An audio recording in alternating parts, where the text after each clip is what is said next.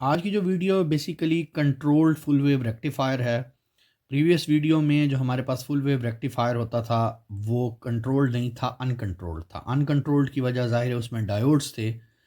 यहाँ हमारे पास S C hours को यूज़ कर रहे हैं, थेरिस्टर्स को, डायोड्स की जगह।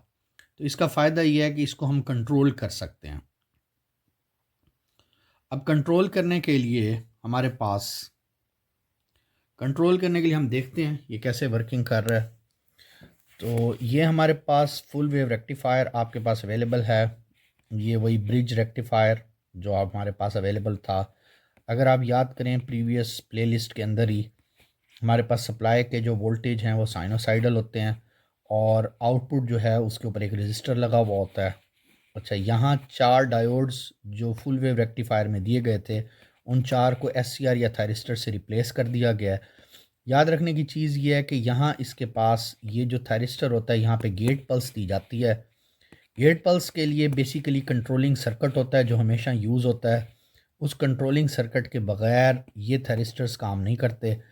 जिस एंगल के ऊपर हम यहाँ पे पल्स देंगे उस एंगल पर ये ऑन हो जाएगा, और जब ऑन हो जाता है तो शॉर्ट सर्किट के तौर पे, जैसे डायोड शॉर्ट सर्किट होता है तो ये भी शॉर्ट सर्किट के तौर पे काम करता है। जब यहाँ पे इसको पल्स देना बंद कर देंगे तो ये ऑफ़ नहीं होता। ऑफ़ होने के लिए ये रिक्वायर्ड वैल्यू के करंट से जब कम होगा तो ऑफ़ होके ओपन सर्किट हो जाएगा।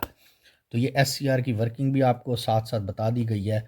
तो बाकी इसका तरीक़ाकार वही है, यहाँ से एंटर होगा, यहाँ से गुज़र के ये जाएगा, और सिमिलरली नेगेटिव वेव जो होगी या पॉजिटिव जब नीचे हो जाएगा तो वो यहाँ से एंटर होके और ये दोबारा ये सर्किट कंप्लीट हो जाएगा।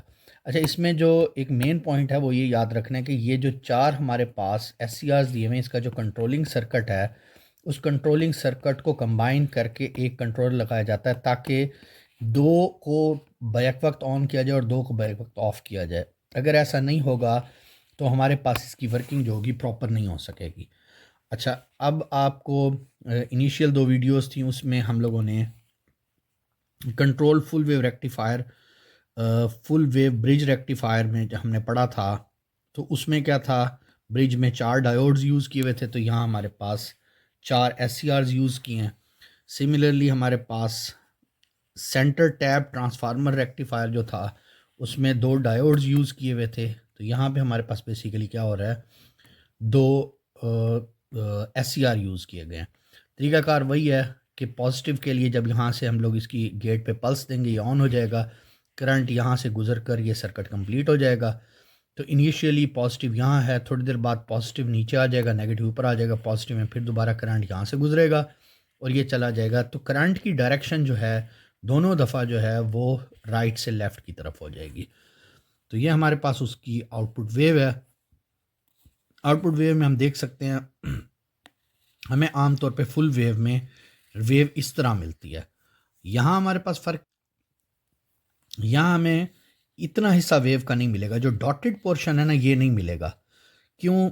इस अल्फ़ा एंगल के ऊपर जब हमने उसको सिग्नल दिया है तो यहाँ पे वो ट्रिगर, हम मैं आपको याद होगा मैंने बताया था इसके गेट पे हम यहाँ पे पल्स देते हैं। तो वो जो पल्स दी गई है वो अल्फ़ा एंगल पे दी गई है। जब अल्फ़ा एंगल पे पल्स दी गई है तो ये फ़ौरन ऑन हो जाएगा, तो वेव का इतना हिस्सा हमें मिलेगा। ये अगर हम लोग अगर इसको थोड़ा सा देखें तो ये वेव का ये पोर्शन जो है ये हमें मिल रहा होगा, ये वाला पोर्शन।